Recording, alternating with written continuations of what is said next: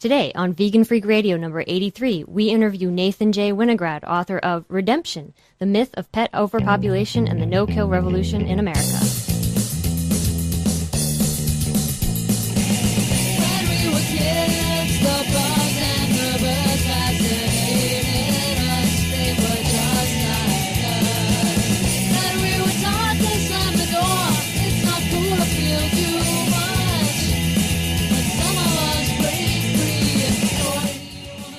Coming to you from high atop their elite fortress of moral superiority, here are your protein-deficient hosts, Bob and Jenna. Hey, freaks, this is Bob. And Jenna. And we're back again for another week of Vegan Freak Radio. This week we have an interview with Nathan J. Winograd, as Jenna said. Very good interview, as I might say. It was a very good interview. I think it was a very provocative interview because he raised some very big points that I think every vegan needs to hear and anyone who's interested in the animal rights movement needs to hear. Definitely. Because a lot of us have misconceptions about what goes on in shelters, what needs to go on in shelters. Absolutely. I think, I mean, in my own experience, having talked to people about these issues, a lot of people, I think, view the euthanization of animals in shelters as a regrettable but necessary fact of life. Right. You know, it's sad that we have to do this. There are millions and millions of animals, and they can't just suffer, spend their whole lives in shelters, so we have to kill healthy animals, right? This is a line of logic that we hear all the time. Unfortunately, not only from, you know, the mainstream organizations that support it, but from within the animal rights movement itself. There are a lot of people who back these ideas. What I think today's interview does very, very powerfully is to challenge that idea. Yep, to get you thinking that we don't need to do this. There are other ways to do this. There are indeed, and that's what I think is one of the most powerful things about what Nathan says in the upcoming interview. He talks about how institutional inertia has driven this kind of trend of killing animals for years and years, and he talks about ways in which we can reconceptualize shelters and reconceptualize our relationship with animals, with the public, with all kinds of different, I guess you'd call them stakeholders, to really think about how we might save animals rather than killing them. Yes. It's just a change in focus, and it's a very powerful change in focus. And he's shown that he can do it in different parts of the United States, which I think is also very powerful, the examples that he talks about. Absolutely. So buckle up, hang on. This is a good interview. It's about a little under an hour long, but stay tuned, enjoy it. It'll get you thinking. Make a note of what's bothering you. Call us with questions. Call us with ideas. We want to hear back from you on this. I know that this is going to be a provocative topic for a lot of you, but I think it's really powerful, and I want to encourage you to listen to it. So without further ado, here is the interview with Nathan. Nathan J. Winograd is the director of the National No-Kill Advocacy Center. He is a graduate of Stanford Law School, a former criminal prosecutor and corporate attorney, was director of operations for the San Francisco SPCA and executive director of the Tompkins County SPCA, two of the most successful shelters in the nation. He has spoken nationally and internationally on animal sheltering issues, has written animal protection legislation at the state and national level, has created successful no-kill programs in both urban and rural communities, and has consulted with a wide range of animal protection groups, including some of the largest and best known in the nation. His work has been featured in such widely read publications such as Reader's Digest and USA Today, industry publications like Animal People, Cat Fancy, and Best Friends, and newspapers from all over the country. His creation of the nation's first no-kill community was named one of the top 100 achievements in the United States by Metropolitan Home in its 2005 Best of the Best issue. As a nationally recognized speaker, Nathan has also spoken at national animal welfare conferences from coast to coast. He has spoken internationally as well, as a guest of the Canadian Federation of Humane Societies, and has been invited to speak as far away as Australia, Ireland, and the Czech Republic. He has also lectured on animal sheltering ethics to students at Cornell University's College of Veterinary Medicine and at the UCLA School of Law on animal law issues. Nathan is joining us today to talk about his book, Redemption, The Myth of Pet Overpopulation and the No-Kill Revolution in America. Welcome to the show, Nathan. Thank you for having me. Well, we're really glad that you're going to join us today because I have to tell you, I read this book, Redemption, and I was awestruck by it in a lot of ways, and I couldn't believe some of the things you were talking about in this book. I couldn't believe that things were the way you described. I mean, it's not that I don't believe what you've written, but I couldn't believe that, you know, there was all this kind of institutional inertia in place and things like that. So I wonder if you can maybe give us a quick overview of the book. Well, first let me say that you're not alone in your surprise. At one point I too was surprised. I was a law student at Stanford University, and I met a woman who was feeding some cats on campus, and she told me that at one point the university had announced plans to round up and kill the feral or wild cats that lived on the Stanford University campus, about 1,500 of them. And a group of students, staff, and faculty sort of banded together and tried to come up with a life-saving alternative. And they turned to the local shelter, the Humane Society of Santa Clara Valley, thinking that saving the lives of these cats would be within the humane mission of the Humane Society, but in fact the Humane Society sided with the university and said that the cats should be trapped and killed because they weren't socialized to people and therefore not adoption candidates. And so the group turned to the nation's largest and wealthiest animal protection organization, the Humane Society of the United States, thinking I guess naively thinking they'd get a different answer. And in fact HSUS also sided with the university, saying the cats should be killed. For me, that was my lesson in the status of animal sheltering in the United States, and I sort of pledged at that point that I would dedicate my life to changing the status quo. And I did go to work for the San Francisco SPCA at a time when it was committed to becoming the first city, or leading the effort for San Francisco to become the first city in the United States to end the killing of healthy homeless dogs and cats. And when that achievement was reached, which everybody said was impossible, I would have thought that the nation's shelter directors and animal protection organizations, at least the ones that focus on companion animals, would have cheered, but in fact they denigrated it. Man, in the book you talk about shelters being stuck in what you've called this adopt some, kill the rest thinking, and I'm wondering, why are they still stuck in this? What are the reasons that they give? I mean, I know that in the book you talk about some of this, and maybe you talk about why some of those reasons are problematic. Well, I think the biggest reason is, and I think you sort of nailed it in your first question, is what I call institutional inertia. I mean, we've been told in sheltering for well over a century that there are just too many animals and not enough homes. And what shelters have done is what I call a failure of passivity, meaning that, every day they open their doors in the morning, they close their doors at the end of the day, and then they just simply tally the number of animals that come in, tally the number of animals that go home, and when intakes outpace adoptions, they sort of come to this conclusion that there's simply too many, and they execute the remainder. But what sort of is the central premise of the no-kill philosophy, if I could summarize it in one word, it's being proactive. So rather than just wait for adopters to come to the shelter, progressive shelters will take the animals to the adopters. So they'll take them to where they live and work and play, setting up adoption centers in local malls and shopping districts and retail areas in the residential neighborhoods, thereby increasing the number of homes. And I think that's the primary reason. But I also offer 5 or 6 other theories in the book. One of them being guilt. That if shelter directors were to acknowledge that there is another alternative to the killing, then that killing becomes unnecessary, and then they have to take responsibility for causing the barrels to fill every day with the bodies of furry animals. And I think a lot of shelter directors aren't willing to look that way.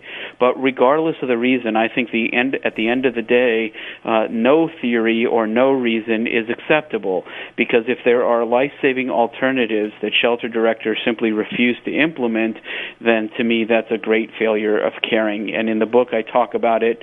It would be like a doctor refusing to keep pace with the state of medicine and treating pneumonia with leeches and bloodletting and incantations, as opposed to fluid therapy and antibiotics and rest. And in sheltering, I think we have the same thing, because there are communities nationwide that have ended the killing of savable animals, and they've all done it using the same model, the model that was pioneered in San Francisco. And I would add that it's been successful in every community where it's been comprehensively implemented. So for me, at the end of the day, there's simply no excuse. What does that model look like? And maybe also you could touch on this idea that in the book you discuss how shelters were kind of, in a way, alienating and blaming the public. I mean, you talked about hours, but Maybe you could talk about some of those two things together if they fit. Yeah, it's in San Francisco there was no model, so it was sort of trial and error and trying new things and seeing if they worked, and sometimes they did and sometimes they didn't, and sometimes they needed to be modified, but it was always goal oriented. What happens too often in this movement is shelters simply reach down into the same old bag of tricks and do things the way they've always done it simply because that's the way they've always done it. And I argue in the book that that's sort of the epitome in terms of the definition of insanity, doing the same thing over and over and expecting a different result. And in San Francisco, what sort of came out of the successful effort at the end of the day was a series of programs and services that I like to collectively call the no-kill equation. And they're really community-oriented. Too often in this business when we're involved in animal protection, and it doesn't matter whether it's companion animals or farm animals or animals used in research or for quote-unquote entertainment or killed for sport, we tend to adopt a very cynical and almost angry view of humanity. And, as a former prosecutor and as a former animal control director, yes, I've seen the ugly things that people can do, not just to the animals, but to each other.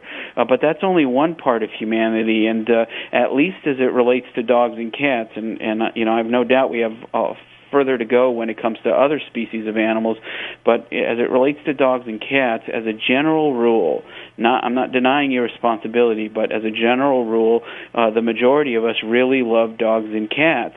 And so it's incumbent upon shelters to tap into that compassion for dogs and cats to help save lives. And some of those programs include allowing people to volunteer in the shelter, allowing people to foster animals. In other words, take these tiny kittens and puppies that aren't ready for adoption or injured animals or traumatized animals into their homes for short periods of time until the animals are old enough or well enough to be adopted. Programs to sterilize and re-release feral cats to volunteer caretakers who watch them and feed them and care for them for the rest of their lives. But since shelters have adopted the view that the public is irresponsible and the public is to blame for the killing, a lot of them aren't able to make the mental leap that the public is also capable of great compassion. So rather than embrace the public, they set themselves up in an adversarial relationship. And I think that's really the great failing of traditional sheltering. There seems to be a lot of, besides that myth that it's the public's fault, there seem to be a lot of myths at work here to prevent shelters from doing exactly what you just described. And one of them is, you described in your book about pet overpopulation being a myth. Another one that I hear a lot is, well, if we didn't kill animals in the shelters, then no one would have any incentive to go to one. Like, they wouldn't feel the guilt in order to go to a shelter to get an animal. Could you talk about some of these myths? Yeah, that last one, I can talk certainly about the myth of pet overpopulation, but that last one is the argument, in fact, that the head of animal control in San Francisco made in trying to oppose the effort to save the life of create a guarantee for every healthy homeless dog and cat in San Francisco, saying that if people thought that we were going to save their animals, they would more likely surrender them, or they would stop spaying and neutering. And really, that argument just is so incredibly bizarre. It's almost embarrassing that those kinds of arguments are being made publicly, because if you think about it logically, what is being said is we need to keep killing so that people don't surrender their animals. And I don't know anybody who loves dogs and cats that says that's a fair trade-off, needlessly sacrificing the lives of animals just to scare people into keeping their animals. Because I feel like at the end of the day, one, that's not an ethical argument, but two, if someone doesn't want their animal, and we have the ability to create no-kill shelters and no-kill communities, then I would rather, as a shelter director, have them bring me the animal, because I don't want that animal being in a home where he or she is unloved or uncared for, when I can find that animal the type of home that he or she deserves. But really, what keeps us mired in these failed policies and shelters is the myth of pet overpopulation. And again, that stems from shelter passivity, because if you look at all the data there are about twice as many people looking to bring a new dog into their home every year than the total number of dogs entering shelters, and more people are looking to bring a new cat into their homes than the total number of cats entering shelters. And so all the data points to the fact that we can be a no-kill nation today if every shelter and every community comprehensively implemented the programs of the no-kill equation. But more than just statistical data, we've seen what has happened in communities that have done so. Communities like Tompkins County, communities like Charlottesville, Virginia, communities like San Francisco, communities like Reno, Nevada, communities like Ivins City, Utah, and others. And these communities sort of demographically share nothing in common. Some of them are urban, some of them are rural, some are in the north, some are in the south. Some are in areas that are considered blue states or very liberal, and at least one of them is in the reddest part of the reddest state. And that tells me, despite our differences on so many issues in the United States, when it comes to dogs and cats, people of all walks of life want to build a better world for them. That's such a powerful idea. And in reading about a lot of the tenets of kind of the no-kill philosophy, they're really striking. But I think what is really surprising to me is the extent to which certain groups, like groups that are ostensibly on paper in favor of protecting animal interests, like the Humane Society and PETA, what is really amazing to me is how these groups have either ignored the successes of places like Tompkins County and a bunch of other places you just cited, and how they've actually actively gone out against no-kill in some situations. Can you maybe talk about some of that? Yeah, and particularly with the animal rights groups, it's been sort of personally very hurtful because I have been an ethical vegan since 1991. The first time I actually literally walked into a dairy farm thinking I was going to find an idyllic place and saw what I saw, and literally at that point, quietly made a commitment to a particular cow that I came across and said, I'm not going to participate in this. And so, in terms of sympathies with the arguments, I think some of the arguments as it relates to other animals are unassailable ethically. And so, why then are we not going to extend the types of protections we seek for farmed animals, for example, to dogs and cats?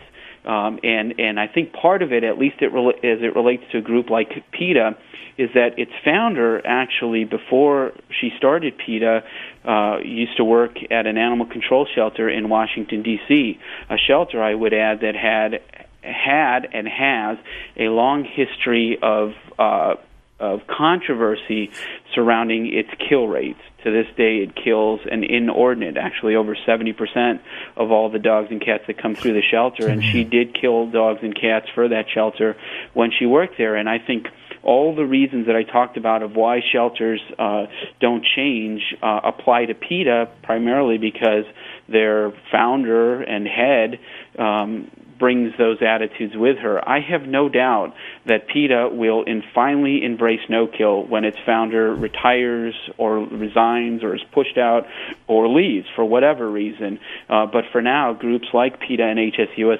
primarily because their companion animal departments actually rose from the ranks of animal control. I mean, if you look at the vice president of companion animals at HSUS, which is the guy who oversees their policies as it relates to dogs and cats in shelters, his history is running shelters with a history of high killing rates for dogs and cats, and it just is shocking for the average dog and cat person, and it's shocking for me because, as you know, in the different types of issues that you folks cover, it's rare when the average American is more progressive than the national animal protection or animal rights groups. But as it relates to dogs and cats in shelters, I think that is absolutely true.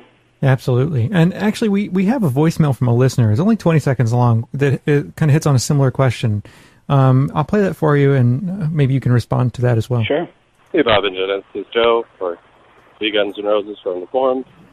The question for the author is, how do we combat all the misinformation put out there by groups such as HSUS, or PETA when they get all the media attention and they have all the funding? All right, thank you. Great show. Bye. I hope you could hear that okay. I did, and it's a great question. So basically he's asking, since groups, I'm going to paraphrase, that since these groups seem to have a lot of money and a lot of sort of media power and market power, how do we overcome their message? And, what we have that they don't have, and which is rare in other areas of animal protection in terms of majority, but we have a majority of the hearts and minds of the people or citizens. And all we need to do is to start letting our elected officials know that the local shelter, for example, is not run in a way that reflects our values. And I'll just give you one example. In Atlanta, Georgia, for many, many years, the local Humane Society contracted with Fulton County, Georgia, to run animal control. And the head of that Humane Society was a darling of HSUS. He actually sat on their National Sheltering Committee. He helped influence policy as it relates to companion animals for HSUS. But the shelter itself killed somewhere upwards of 80 to 90% of all the dogs that came through. And the citizens sort of finally said, enough is enough. And they began attending city council meetings and started making the types of demands that we're seeing more and more in communities across the country. And what they didn't have, which we now have, are successful jurisdictions. Nonetheless, that we can point to. So you're not alone when you walk up to the city council and say, we want to end the killing in our local shelter. You've got Tompkins County as an example. You've got Charlottesville, Virginia as an example, and some of the other communities that I talk about in the book and that have gone no-kill since the publication of the book to point to and say, look, they're doing a better job than we're doing. They're spending no more money to do it, and we love dogs and cats here just as much as they do. And that type of argument is actually winning converts among city councils nationwide. I mean, one of the things that I do now as the director of the No Kill Advocacy Center is I actually go to communities nationwide to help municipalities, move from a kill, sort of adopt some kill the rest model of sheltering to a no-kill model of sheltering. And I've gone to places that I never thought I would visit. I've gone to rural Georgia. I've gone to rural Utah. I've gone to Philadelphia, Seattle, places big and small, rural and urban, red and blue. And at the end of the day, I've seen how passionate both political parties and people of all walks of life that sit on these city councils are when it comes to dogs and cats. And I think that's what makes this an issue that is so ripe for victory and so important, not just in and of itself, but for the animal rights and animal welfare movements. Because for me, this issue is the bridge that will lead to success in other areas of animal protection, because people have a very real and deep and personal relationship with their dogs and cats, and they learn compassion, and they learn that their animals think and feel and suffer, and with the right information and the right message, we can extend that sympathy and that compassion to other species of animals. But when groups like HSUS and PETA say that dogs and cats don't have rights and don't have a right to live, and in fact can and should be killed in shelters, we sort of burn the bridge to these larger issues, and that's why I think they do a disservice not just to dogs and cats, but to all the animals they claim to represent. That's an excellent point. When I teach any classes on kind of animal rights issues, I immediately go straight to people's companion animals because it gives me, like you said, an immediate bridge right into the issue. And so I couldn't agree with you more. Also, I mean, in our experience, we one of the dogs that we adopted, she's a black dog, and she was in a shelter for a year before she came to us at no-kill shelter. And after we adopted her, some folks who we know kind of through the animal rights movement mentioned to us that no-kill shelters were kind of a myth, and that all they really did was turn dogs and cats away, right? So what they were essentially saying was, well, look, you adopted this one dog, but think about all the dogs that were turned away by this shelter, that were probably turned away by this shelter. And the implication is that we were kind of delusional in thinking that no-kill was even a possibility. We were delusional in supporting the shelter and in taking, our little black dog out of that shelter. And so I'm wondering if maybe you could address that idea. I think it comes largely through a lot of these big movement organizations, but maybe you could address the idea that no-kill shelters are really just limited admission shelters. I mean, why is that a flawed idea? Well, first of all, I mean, even if that were true, the argument being made is that no-kill shelters are derelict because they refuse to kill animals. And so it's almost like the people are arguing that it's better that shelters take in animals and kill them than say we're not going to be in the killing business. And it's almost like saying to, a homeless shelter that deals with homeless people, let's say that can only afford to feed, provide food for 1,000 homeless people a day, and it has to turn away 500 at the end of the day. It's almost like saying, why aren't you doing more? I mean, if a shelter can't do more humanely by not killing, it's not obligated to do more. And as at least it relates to your little dog, the fact that the shelter made a commitment to keep this dog alive is important for the life of that dog. And you now have a dog that would have otherwise been killed at a traditional shelter.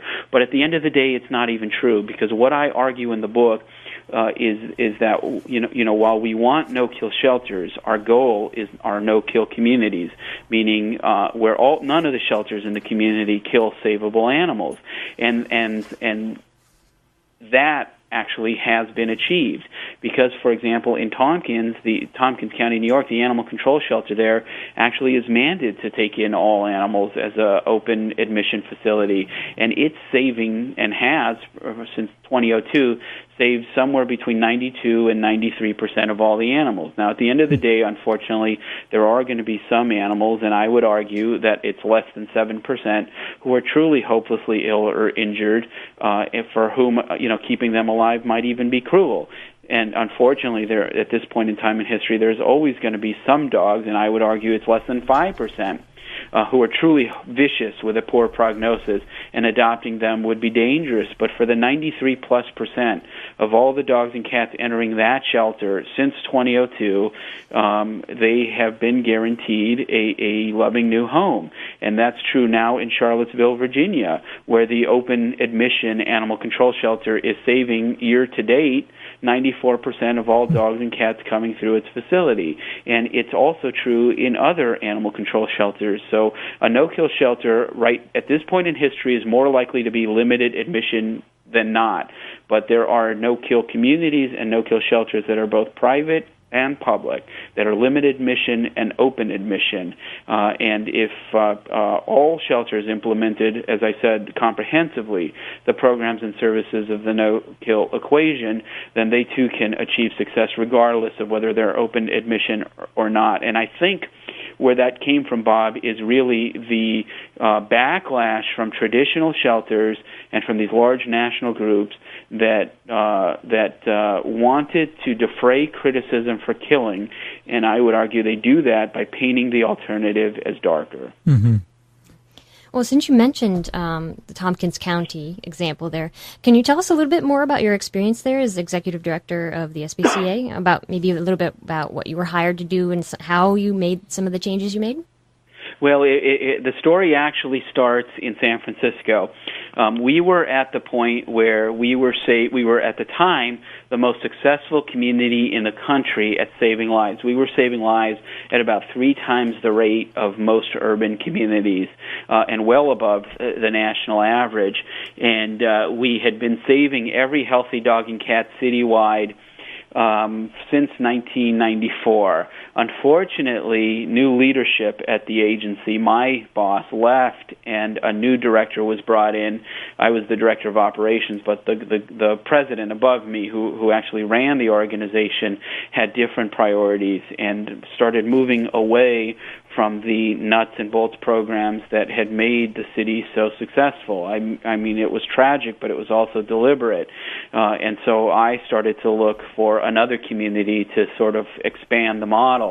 And one of the criticisms that I heard from communities nationwide was, okay, well, maybe you can create success in San Francisco, which they called a progressive, intelligent urban community.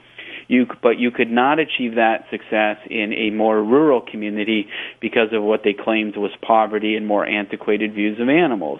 And so when the Tompkins County job opened up in what I call a rural/semi-urban community in upstate New York, I took it because I wanted to prove that the concepts of whether a shelter was limited admission, open admission, urban, rural, didn't matter. That the only thing that mattered was whether the shelter had sort of embraced this culture of life-saving and followed through with the programs and services that made it possible. And so when I got to Tompkins County, I inherited a shelter that was geared to overkill just like any other.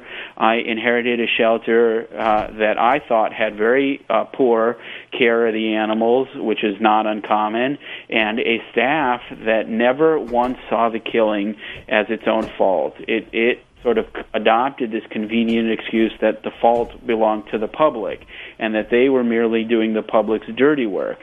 But I didn't drive 3,000 miles and move my family to kill animals, and so I took killing off the table, having brought with me the lessons I learned from the then most successful community in the country. And what I found was, rather than the stereotypes of a community that didn't care about their animals, every time I appealed to the community for help, the community responded overwhelmingly, and we reduced the death rate by 75% very, very quickly, virtually overnight. Never once killed a healthy animal, and became no-kill in 2002, 6 months after I got there, and literally created the nation's first no-kill community. And since then, several other communities have followed the model, and what has been really exciting for me, and what bodes well for the future, is no matter what excuse has been offered, it's been overcome. So after Tompkins, for example, was successful, the argument became you can do it in the north, but you can't do it in the south, in the southern U.S. because of what they said was mean-spiritedly what they called the Bubba factor. And so we took the no-kill equation to Charlottesville, Virginia, a community in the south, and created a no-kill community. And then the final argument, they're still arguing it's not possible, even though it's already been achieved, but then they claimed that you can create it in those types of communities, but you can't create it in rapidly growing ones. So, for example, if a community is expanding, seeing tremendous urbanization and urban sprawl and suburban sprawl, there would be this mass influx of new people and new animals, which would quickly overwhelm the infrastructure of animal control, forcing them to kill. So we took the model to Reno, Nevada, which is the fastest-growing county in the country's fastest-growing state, and they've cut the death rate in half and more than doubled adoptions, and they are now saving 92% of all the dogs and over 80% of the cats, and that has happened overnight. That's amazing. Yeah. It's just simply, it's incredible. And I don't know, it frustrates me so much to think that there are still shelters out there that are doing the same old thing over and over and over again, really out of the sense of inertia. I find it so frustrating. How do you not find it so incredibly frustrating? Well, you're assuming I don't find it frustrating. Well, you do it for your living, so I guess that helps. Right, but sometimes I feel like I just want to hit my head against the wall, because how many more examples of success do we need before finally people say enough is enough? And you know what it comes down to, and it's sad and it's unfortunate, but the reality is the reality, and that is just because an organization comes with the name Humane Society, and just because an organization claims it's all life is precious in its mission statement, doesn't necessarily mean that it's run by individuals who are passionate about saving lives. And that's why I argue in the book that, we've got shelter directors who are mired in these failed ways of doing business, and to achieve success nationwide, the first thing we need to do is to reclaim these organizations and fill them with people who might not know, going in, what's a parvicide or what the vaccination protocol should be. All that stuff can be learned, but what they need to have, which I have seen firsthand, a lot of shelter directors don't, is a passion for saving lives.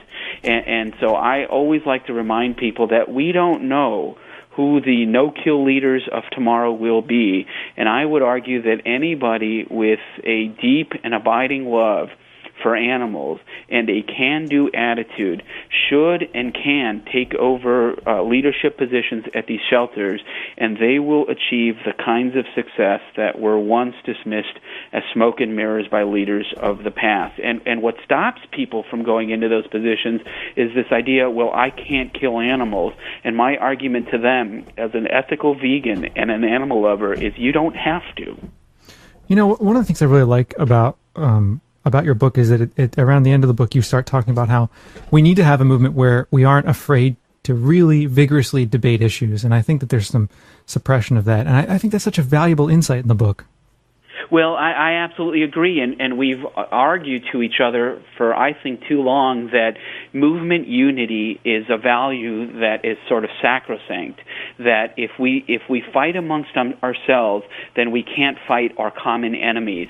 And I would argue that that is the basis of stagnation, because if you look at sort of the more progressive elements of our movement, and I don't care whether it's companion animals or animals that are killed for food or animals that are used for entertainment or animal research or what the animal exploitation going on is.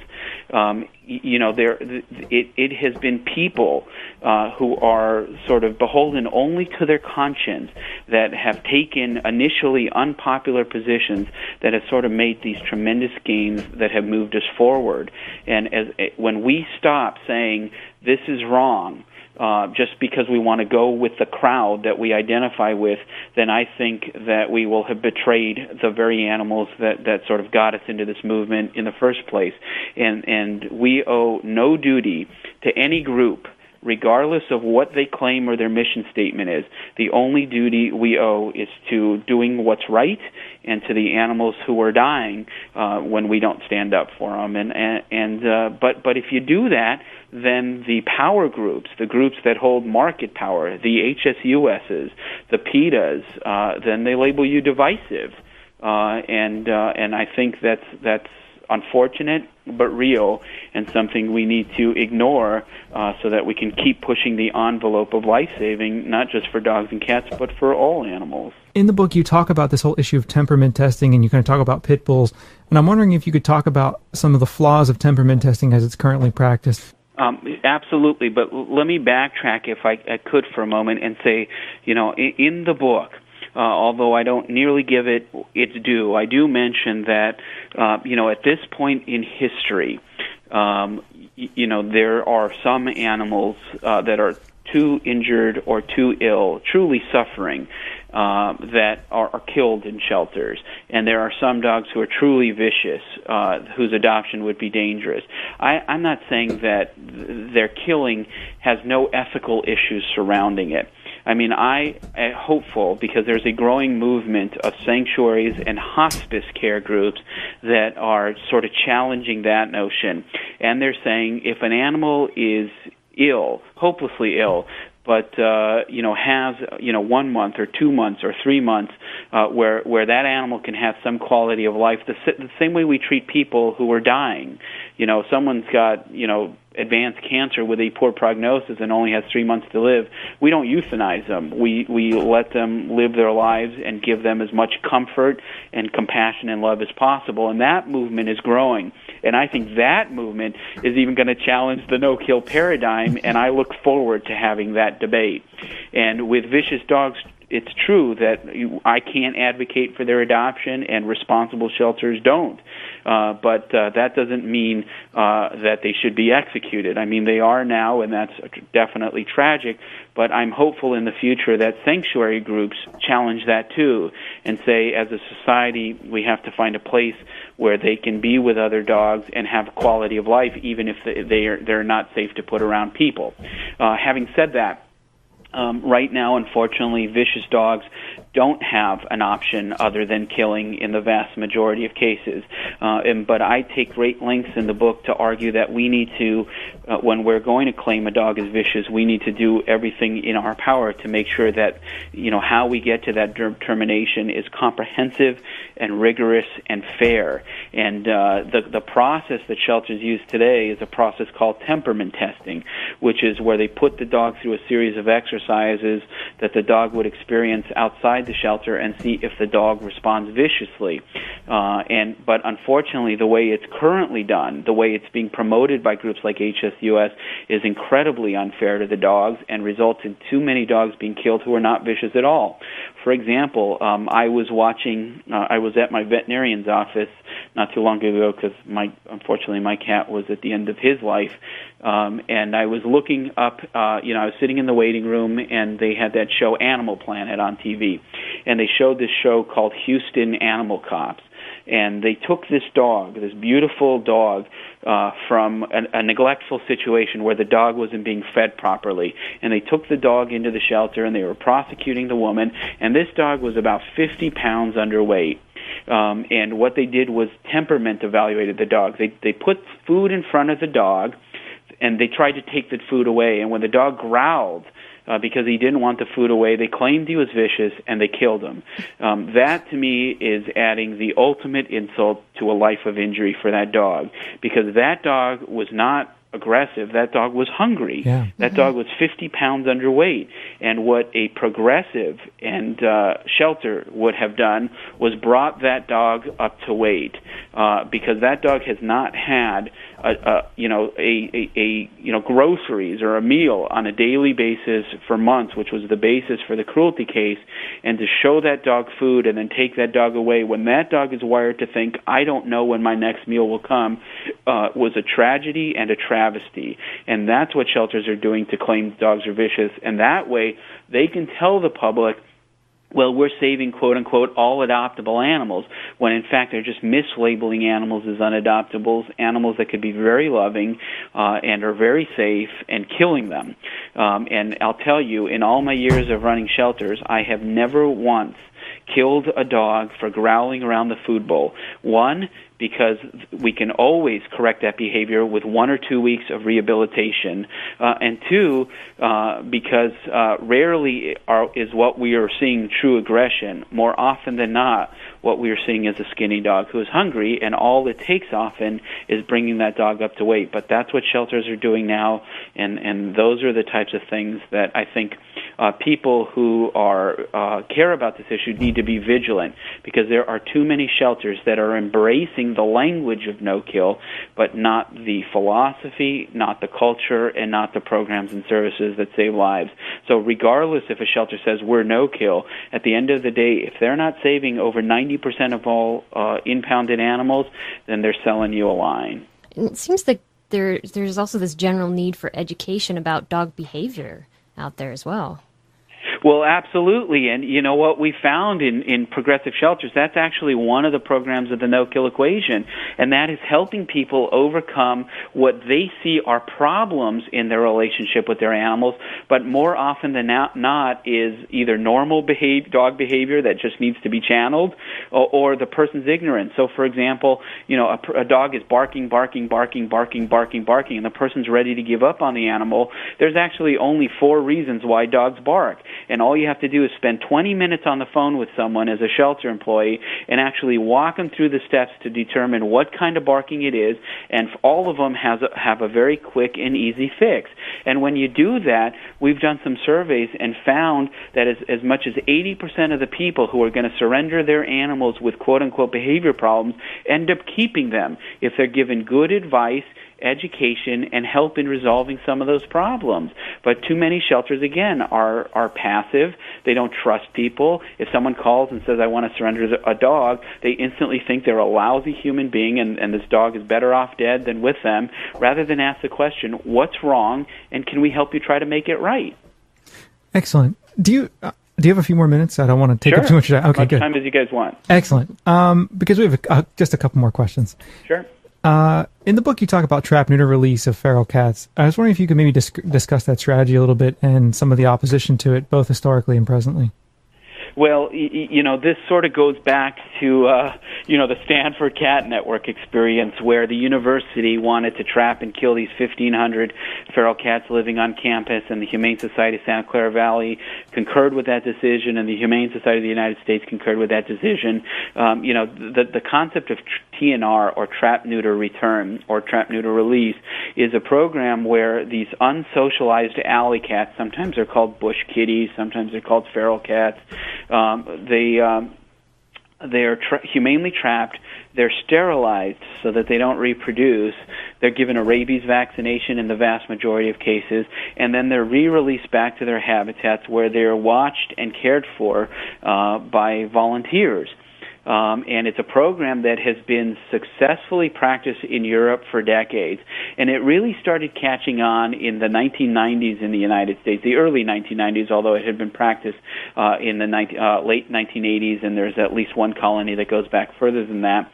But it's a program that is really revolutionizing sheltering nationwide, because that program is single-handedly responsible for the biggest declines in cat killing in shelters nationwide. In fact, there was a recent study in the Journal of the American Veterinary Medical Association that did a survey of shelters, every shelter in Ohio, and found that the only shelters that were seeing declines in impounds and killing were those shelters that had TNR programs. And yet, historically, the large national groups like HSUS attacked those programs and, in fact, said that because cats are domesticated animals, they belong in homes, and if they're unsocial, then they're better off dead. And they made a whole series of arguments like they're suffering out there, or they're killing birds, and all these arguments. And they actually said that mass killing in shelters was the only practical and humane solution for the issue of feral cats. And again, what kind of group that sets itself up as animal protection is out there denigrating and calling for the killing of cats? But that is the status quo in the companion animal movement in the United States. And more importantly, when you look at the arguments, they tend to be false. This movement makes a lot of decisions, if I can use a pun here, based on unfounded dogma. When if you actually look at the data and look at the facts and look at the studies, they usually come out on the side of the animals. There was an 11-year study of feral cats. It's the most comprehensive study of feral cats today. Found that outdoor feral cats had an average lifespan of over 90% that of the house cat. So in other words, they have similar baselines for life expectancy. They have similar baselines for health. They have similar baseline for all these other issues, and so cats out there aren't suffering. And then when you look at the predation studies, they actually show that feral cats are actually very poor predators of birds, that they're not impacting bird populations the way groups like HSUS have said. What's killing the birds is human encroachment on their habitat, it's the use of pesticides and other poisons, and is overtrapping. But at the end of the day, you can never make the ethical argument that because some of these cats will potentially suffer at some time in the future, that they should be killed, that they should all be killed now. That's just inherently unethical, even though it's an argument that HSUS and other groups have made for many years, and some of the groups make to this day. Man. After listening to all of this, I'm sure many of our listeners are probably wondering what they can do to sort of change this whole atmosphere of, killing is the only solution that we have. So what can they do if they want to move maybe their local shelters to no-kill? What can they do to get started? Well, on the No Kill Advocacy Center's website at nokilladvocacycenter.org, we have a whole section called Reforming Animal Control. We have a step-by-step guide for people to change the animal control shelter in their community. We have model legislation that if animal control won't change willingly, that they can seek to pass, which will force them to change legally. We have a discussion of the programs and services necessary, model jurisdictions that they can point to that are saving the lives at the same or even less cost. And so there's, how to respond to the arguments. how to wage a public relations campaign, all of it there. It doesn't cost anything. All they have to do is click and print and really band together. And I think what they'll find is that they're not alone. When they start making the claims publicly, when they write the letters to the editor, when they write to city council or show up at city council meetings, they'll find that most of the people share those values. And so it's a question of getting together with like-minded individuals and really challenging the status quo. Because at the end of the day, we are paying for the killing through our taxes and our philanthropy to these organizations. We're being blamed for the killing because they blame the public. The killing is being done in our name as citizens, but we aren't paying the ultimate price. I mean, that is truly being paid by the animals who are unfortunate enough not to enter a shelter that has not embraced a culture of life-saving. And because we are not paying that ultimate price, it is incumbent upon us to give voice to those animals that don't have one. And when the shelter in our community doesn't reflect our values, we have to stand up and say enough is enough. Absolutely. I couldn't agree with you more. Nathan, I want to thank you so much for being on the show. It was extremely powerful, and I hope people will take it to heart and go out and make changes in their communities so that we can actually begin to actually realize this vision of a no-kill country. I also just want to add very quickly that if you want to learn more about Nathan, you can go to his website at nathanwinograd.com. We'll put links to that in the show notes, also the no-kill-advocacy-center.org. And where can people get your book? The book is available through, all the internet sales sites like Barnes & Noble, Borders, Amazon, and stuff, and it should also be available through their local bookstore. Excellent. Thanks so much for being on the show, Nathan. We really appreciate your time and your powerful message. Thank you very much. It was my pleasure. Okay, we're back. Yes, and thank you once again to Nathan for talking with us. Absolutely, and you can find out more about his organization and his book and all that on the interwebs, of course. Of course. Talking with him made me, I always think about my grandmother as an example, and I think I've talked about her on past shows. My grandmother volunteers at a no-kill shelter, and this is in the middle of nowhere, Pennsylvania. Yes. It's a small town, rural, red state part of Pennsylvania, and these people have gotten together and have gotten people to donate land to them. They go out to the mall all the time. They bring the animals with them. They are in the public. They do fundraisers. They are, just a group of passionate people who don't want to see animals die. Absolutely. And, and unfortunately, these people aren't like vegan or anything, but there is the passion that's there, and they just decided they're going to do this. They foster animals. They're putting together the shelter, and they've decided no kill is the way they have to go. Absolutely, and they're doing a lot of the things that Nathan talks about in his book. Exactly. So it's very empowering to know that there are places around the U.S. that are doing this. Absolutely, and what I like about what Nathan says is that he wants to give you the tools to make these changes locally. Yes, and I think that is extremely powerful and important. Cool. Well, that's it for this week. We'll be back again next week with some Vegan Freak Radio at some point or another. Yes. Definitely. Good. I'm waiting for the dogs to be bad. Yeah, I know. They're under the table. They're sort of snipping at each other and creating static. I just thought before I go into my next little piece, I wanted to make sure the dogs weren't going to interrupt the show. Okay, too much. there we go. Anyway, we want to ask that if you enjoy Vegan Freak Radio, a couple things. Please think about telling a friend about Vegan Freak Radio. Think about signing up for our email announcement list. All we do is send you an email when the show comes out. And positive reviews at the iTunes Music Store do help us greatly. We have a lot of good reviews there, but a few more always help. So if you like the show, please go to iTunes Music Store and say so. Yes, that would be very wonderful for us. And if you have any questions or comments, be in touch. Our voicemail line is 267-295-1944. If you go to veganfreakradio.com, you can also leave a voicemail electronically using the little thing in the right-hand side of the screen, the My Chingo thing. Mm-hmm. You can send us email at show@veganfreakradio.com. I think that's about all. Yep. Cool. I think you got it. All right. Well, thank you for listening, and stay in touch with us. We'll be back again soon. Bye.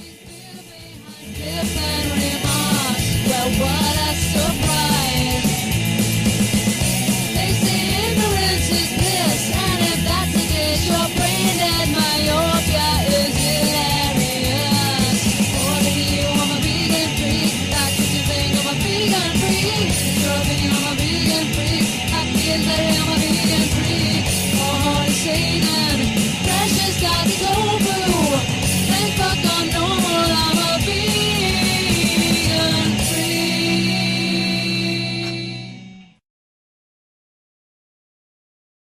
law issues. Nathan is joining us today to talk about his book, Redemption, The Myth of Pet Overpopulation and the No-Kill Revolution in America. Welcome to the show, Nathan. Thank you for having me. Well, we're really glad that you're going to join us today because I have to tell you, I read this book, Redemption, and I was awestruck by it in a lot of ways, and I couldn't believe some of the things you were talking about in this book. I couldn't believe that things were the way you described. I mean, it's not that I don't believe what you've written, but I couldn't believe that, there was all this kind of institutional inertia in place and things like that. So I wonder if you can maybe give us a quick overview of the book. Well, first let me say that you're not alone in your surprise. At one point I too was surprised. I was a law student at Stanford University, and I met a woman who was feeding some cats on campus, and she told me that at one point the university had announced plans to round up and kill the feral or wild cats that lived on the Stanford University campus, about 1,500 of the nation. He has spoken nationally and internationally on animal sheltering issues, has written animal protection legislation at the state and national level, has created successful no-kill programs in both urban and rural communities, and has consulted with a wide range of animal protection groups, including some of the largest and best known in the nation. His work has been featured in such widely read publications such as Reader's Digest and USA Today, industry publications like Animal People, Cat Fancy, and Best Friends, and newspapers from all over the country. His creation of the nation's first no-kill community was named one of the top 100 achievements in the United States by Metropolitan Home in its 2005 Best of the Best issue. As a nationally recognized speaker, Nathan has also spoken at national animal welfare conferences from coast to coast. He has spoken internationally as well, as a guest of the Canadian Federation of Humane Societies, and has been invited to speak as far away as Australia, Ireland, and the Czech Republic. He has also lectured on animal sheltering ethics to students at Cornell University's College of Veterinary Medicine and at the UCLA School of Law on animal. Today, on Vegan Freak Radio number 83, we interview Nathan J. Winograd, author of Redemption, The Myth of Pet Overpopulation and the No-Kill Revolution in America.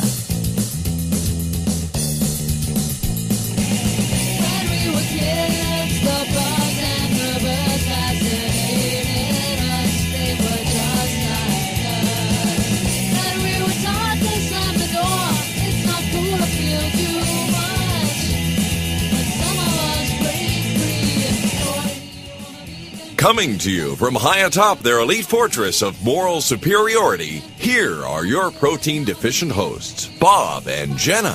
Hey, freaks, this is Bob. And Jenna. And we're back again for another week of Vegan Freak Radio. This week we have an interview with Nathan J. Winograd, as Jenna said. Very good interview, as I might say. It was a very good interview. I think it was a very provocative interview because he raised some very big points that I think every vegan needs to hear and anyone who's interested in the animal rights movement needs to hear. Definitely. Because a lot of us have misconceptions about relationship with animals, with the public, with all kinds of different, I guess you'd call them stakeholders, to really think about how we might save animals rather than killing them. Yes. It's just a change in focus, and it's a very powerful change in focus. And he's shown that he can do it in different parts of the United States, which I think is also very powerful, the examples that he talks about. Absolutely. So buckle up, hang on. This is a good interview. It's about a little under an hour long, but stay tuned, enjoy it. It'll get you thinking. Make a note of what's bothering you. Call us with questions. Call us with ideas. We want to hear back from you on this. I know that this is going to be a provocative topic for a lot of you, but I think it's really powerful, and I want to encourage you to listen to it. So without further ado, here is the interview with Nathan. Nathan J. Winograd is the director of the National No-Kill Advocacy Center. He is a graduate of Stanford Law School, a former criminal prosecutor and corporate attorney, was director of operations for the San Francisco SPCA and executive director of the Tompkins County SPCA, two of the most successful shelters. What goes on in shelters, what needs to go on in shelters. Absolutely. I think, I mean, in my own experience, having talked to people about these issues, a lot of people, I think, view the euthanization of animals in shelters as a regrettable but necessary fact of life. Right. You know, it's sad that we have to do this. There are millions and millions of animals, and they can't just suffer, spend their whole lives in shelters, so we have to kill healthy animals, right? This is a line of logic that we hear all the time. Unfortunately, not only from, you know, the mainstream organizations that support it, but from within the animal rights movement itself. There are a lot of people who back these ideas. What I think today's interview does very, very powerfully is to challenge that idea. Yep, to get you thinking that we don't need to do this. There are other ways to do this. There are indeed, and that's what I think is one of the most powerful things about what Nathan says in the upcoming interview. He talks about how institutional inertia has driven this kind of trend of killing animals for years and years, and he talks about ways in which we can reconceptualize shelters and reconceptualize our